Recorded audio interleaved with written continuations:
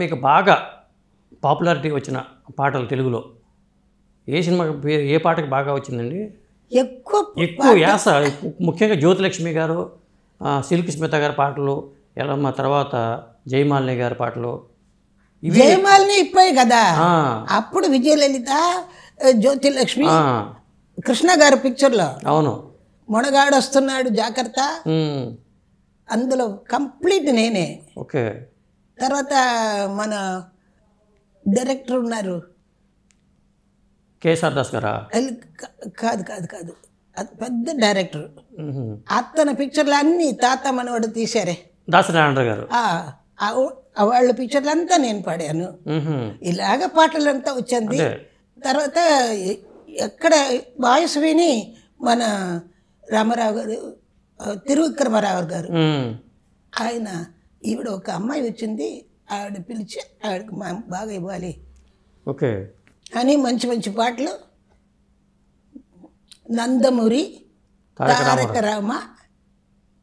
రామారావు గారు అవును, ఆయన పిక్చర్లో అప్పుడు ఎప్పుడు వస్తారు, ఒక బిందితో సహా వస్తారు, వచ్చి పాటలంతా విని బాగా పాడింది అని చెప్తారు. ఎప్పుడు ఏ లోటు లేకుండా పాటలు, ఎక్కువ పాటలు ఇచ్చారు. కానీ నాకు తెలీదు, నాకు పేరంతా నాకు తెలీదు, అంతే. నేను పాడాను అంతే, నాకు తెలుసు. ఆయన కలిసారా ఎన్టీ రామారావు గారిని ఎప్పుడన్నా మీరు? ఏమండి, ఎన్టీ రామారావు గారిని కలిసారా మీరు? అవును.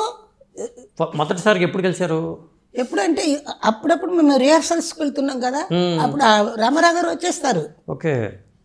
రామారావు గారు వచ్చి పాటలంతా విని ఇది ఇట్లా కావాలి, అది ఎట్లా కావాలని అన్నీ చెప్తారు. అదంతా నేను మనసులో పెట్టుకొని అది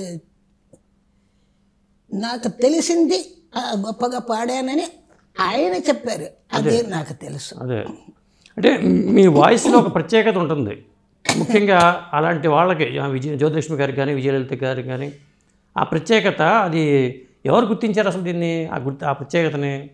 ఇది మీ వాయిస్లో ఉండే ఈ జ్యోతిలక్ష్మి గారికి కానీ పాడించవచ్చు అని తెలియదండి నాకు, అదంతా తెలియదు. నా చిన్న ఆవిడ, నేను చిన్న ఆవిడ.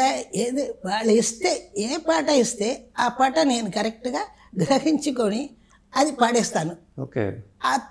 అంత అప్పుడంతా